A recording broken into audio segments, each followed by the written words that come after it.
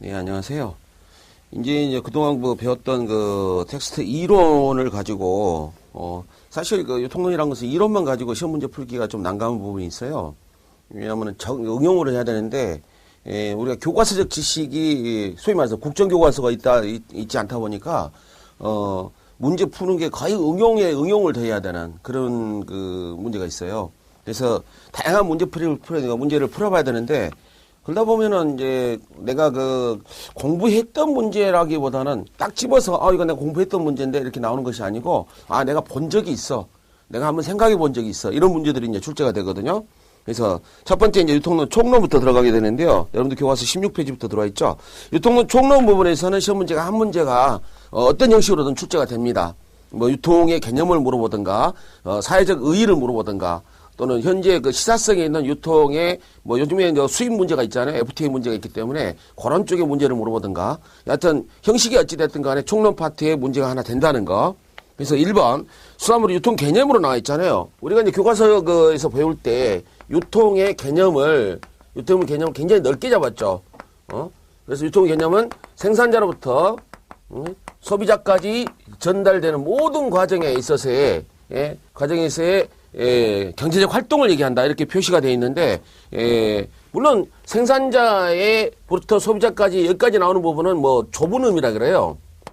좁은 의미의 유통이라는 개념인데, 그럼 넓은 의미, 광의 의미는 뭐냐? 생산자가 의사결정을 하게 되겠죠. 어떤, 어업 활동을 할 것인가, 또 그걸 갖다가, 어느 정도 매출을 만들 것인가 하는 의사결정 과정에도 생산자의 의사결정 도움을 주는 것과 소비자부터 오는 피드백이 있죠, 피드백. 사용 후기 같은 것들이에요. 그래서 AS 문제까지도 포함해서 이걸 여기까지 포함시키면은 광의의, 유통이다. 이렇게 개념을 얘기하거든요. 하나씩 풀어보면은요, 1번에 다양한 유통 참여자들의 각종 사회문화활동의 종합적인 개념, 생뚱맞죠. 사회문화적 활동이 경제적 활동하고는 틀리잖아요. 많이 안 되는 부분이고, 산지에서 도매시장까지의 실물 흐름. 이제 실물 흐름이라는 것은 물류유통만을 얘기하는 거거든요. 물류만 얘기하는 게 아니라 유통의 개념에는 거래 활동이라든가 물적 활동이라든가 정보 활동이라든가 의사결정 문제라든가 에이스 문제라든가 굉장히 다양한 문제들이 종합되어 있어요. 그러니까 우리가 마케팅에서 배웠듯이 머천다이징이라든가 마케팅 솔루션 이런 파트까지도 다 경제적 활동으로 들어가거든요. 그래서 단지 산지에서 도매시장까지 실무 흐름, 물적 유통, 도매시장까지 또 안 돼 있어요. 소비자까지 가는 것도 아니죠. 이런 개념도 아니고요. 생산자재의 그 반품 물류가 핵심이다 그러는데 반품 파트는 AS 파트에 불과하잖아요. 반품이란 것은 요 부분이죠. 요 부분. 소비자에 전달된 뒤에 반품이 문제이니까 일부분 얘기를 하고 있죠. 그래서 쉽게 보면은 이건 유사기출 문제 출제됐던 문제예요. 그래서 생산자에서 소비자까지 모든 경제활동의 종합적 개념이다. 이렇게 넓은 개념으로 잡아주시면 되고, 이게 이제 유통 개념은 물류 개념으로 한정이 되어 있습니다만은 이 물류 개념을 포함한 넓은 의미의 마케팅이 들어와 있죠. 예. 마케팅은 물류보다도 훨씬 더 넓은 개념이에요. 자, 2번에 수화물 유통에 대한 설명으로 틀린 거. 수화물 유통은 수화물이 생산자인 어업인으로부터 소비자나 사용자에 이르기까지 모든 경제활동을 얘기한다. 이거 1번에 봤던 문제고요. 2번에 유통은 생산과 소비를 연결해 준다. 그런 걸 통해서 효용을 증대한다. 예를 들어서 생산자가 1,000원짜리 물건을 판매를 했다고 한다면은 소비자 입장에서는 2,000원짜리 물건을 사게 되거든요. 이 중간 과정에서 부가가치가 플러스 됐죠. 이가 또 효용의 증대다 이런 표현을 써요. 효용 증대.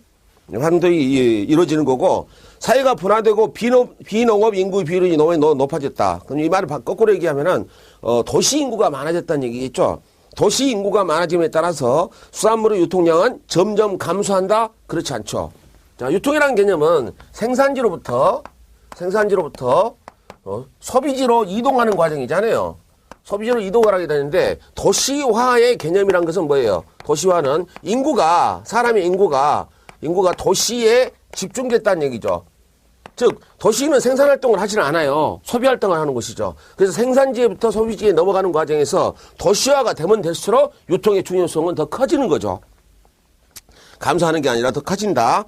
어업인과 상인의 관계는 경쟁적 관계 더 되겠죠. 그리고 보완적 관계도 돼요. 상인이 소비자한테 정보를 제공하기도 하고 생산자한테 정보를 제공합니다. 그런데 문제는 상인과 생산자 사이에는 거래라는 관계가 있잖아요. 거래라는 관계가 있어서 서로 가격에 대한 흥정이 이루어지기 때문에 때로는 적대적 관계도 있지만은, 즉 경쟁적 관계도 있지만은 또 생산자한테 정보를 제공하고 생산자 유통활동을 도와준다는 측면에서는 보완적 역할을 하고 있는 거죠.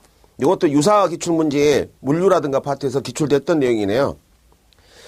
자, 수산물 유통의 사회적 역할. 우리가 전 시간에 배울 때 사회적이라는 표현을 썼을 때 사회라고 하는 말이 어떤 의미를 가졌냐. 사회라고 하는 거죠. 사회라는 개념이 어떤 거냐. 사람과 사람의 결합이다. 그러면 가족도 사회고, 그 다음에 중고집단, 계층, 다 사회적 역할을 얘기하는 거거든요. 그러면 사회적 역할, 유통을 통해서 사람이 살고 있는 사회, 패밀리 집단에다가 어떤 역할을 해주느냐는 얘기죠. 그래서 수산물 유통은 생산 기반을 구축해서 지역 내 자급자족을 가능하게 한다. 자급자족은 자기들끼리 이 어업으로 따지면 내가 잡아서 낚시해서 그냥 내가 먹는 게 자급자족이죠. 그건 자급자족에서는 유통의 의미가 없잖아요. 이동을 하지 않기 때문에. 그래서 일본 같은 것은 자급자족 자체는 유통의 개념이 아닌 거죠. 이번에 수산물 유통이 생산과 소비를 연결시키므로써 수산물의 사회적 순환을 통해 어업 발전에 기여한다. 가끔 시험 문제 푸실 때 우리 문제는요, 사지선다잖아요. OX 문제예요. 옳은 것, 틀린 것.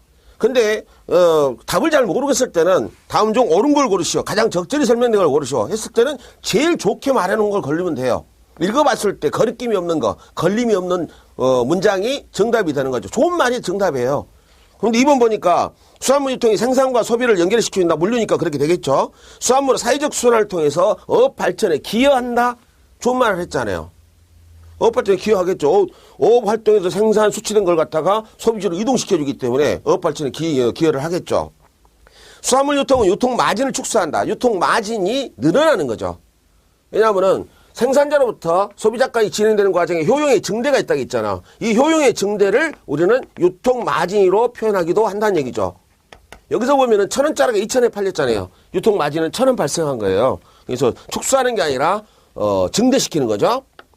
유통은 소비자 간의 직거래를 확대한다. 직거래는 유통 중에서도 상인의 역할이 없는 파트가 직거래잖아요. 유통 역할이 축소된 거죠. 자, 수산물 유통은 생산자의 역할과 이익을 도모한다. 이건 또 하나 빠졌죠. 생산자의 역할만 도모하는 게 아니라 소비자의 역할도 도모한다. 이렇게 돼 있고요. 4번에 수산물의 특성. 수산물의 특성 중에 여러분 수산 일반이라든가 수학 분유관리론에서 배우셨겠지만 수산물은 부패성이 있어요. 히스타민이라든가 일산화탄소를 측정해가지고 부패성을 파악을 하잖아요. 수산물은 자가 소화 뒤에 부패가 이루어지잖아요. 부패의 문제가 가장 있는데, 자, 표준화 및 등급화가 쉽다 어렵다. 생산된 게 공산품이 아니잖아요. 산지에서 자연스럽게 획득하는 거기 때문에 표준화 등급화가 되게 어렵죠. 그래서 어려운 거고, 수요와 공급이 비탄력적이다 그래야 되겠죠. 탄력적이라는 얘기는 우리가 농산물도 그렇고 수산물도 그렇고 일단 필수품으로 생각해야 돼요. 우리 식탁에 올라가는 것, 특히 우리나라 같은 경우 우리나라는 이제 고소득 사회로 봐야 되겠죠. 고소득 사회에서는 음식물 소비 비용이 차지하고 있는 엔겔 개수가 굉장히 낮잖아요. 그래서 농산물이나 수산물이 가격이 오른다고 해서 그걸 특별하게 소비에 영향을 준다고 볼 수는 없어요. 물론 우리가 이제 뭐 제주 은갈치 같은 거 보면은 굉장히 비싸잖아요.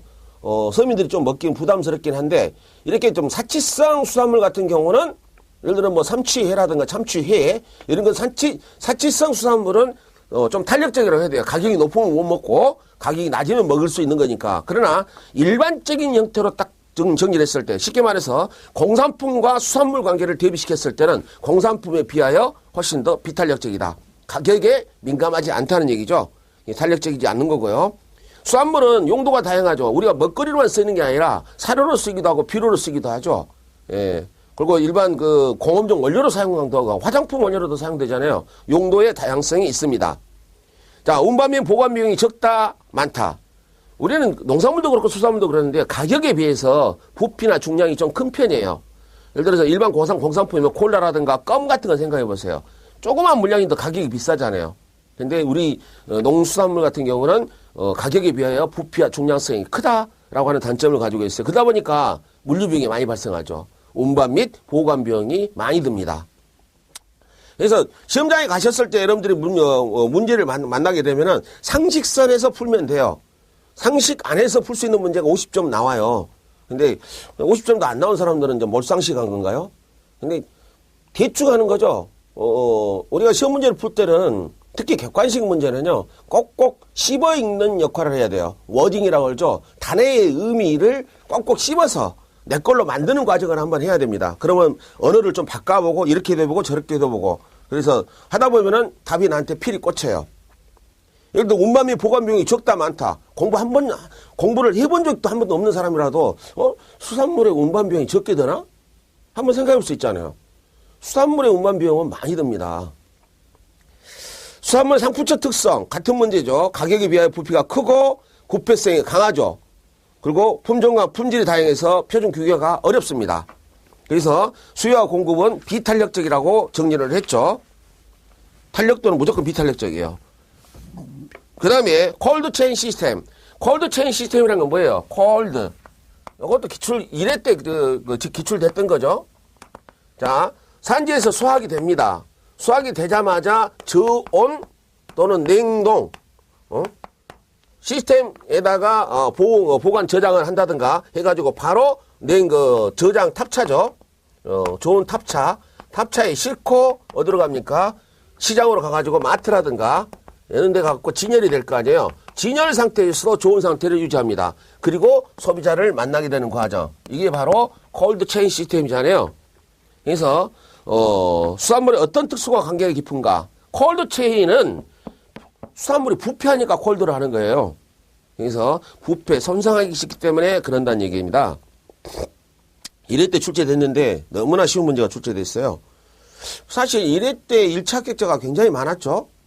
그런데 2차 때는 88명만 합격하고 말았는데 아마도 2차가 12월 10일 날 있었죠. 그러니까 2회 합격자들이 아마 1월경이나 발표가 될 텐데 그러면 여러분들은 3회잖아요. 3회니까 선배들이 어느 정도 아마 응시자가 한 2,000명이 넘을 거예요.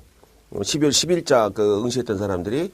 그러면은 지금 수산물 품질관리사 파트에 희소식이 하나 있죠. 수산물 품질관리사 자격증 딴 사람은 수산 양식 수산물의 재평가인이 될 수 있다라고 대통령 시행령이 개정되었고 나왔잖아요. 그래서 여러분이 수산물 품질관리사 자격증 따면은 만약에 태풍이라든가 또는 적조, 바닷물이 이렇게 온도가 상승해가지고 어패류들이 막 폐사하는 경우가 있잖아요. 거기에 대한 여러분들이 조사 활동을 나가게 되는데 일당이 평가인들 같은 경우 1일 일당 식대를 주는지 교통비를 주는지 잘 모르겠습니다. 보통 한 25만 원 정도 된다 그래요. 그리고 손해평가사라고 하는 사람들이 있는데 평가인들은 이제 손해평가사 자격증 시험 칠 수 있는 자격도 줬고요. 여하튼 그런 평가사 같은 경우는 일당이 한 40만 원 된다 그러죠. 그래서 프리한 직업을 가지고 있는 사람들은 우리 수품사 자격증 가지고 명예감시원이 된다든가 손해평가인 활동을 하면서 프리하게 일을 할 수 있는 것들도 많이 있어요. 직장 취직하는 것도 당연히 있고요.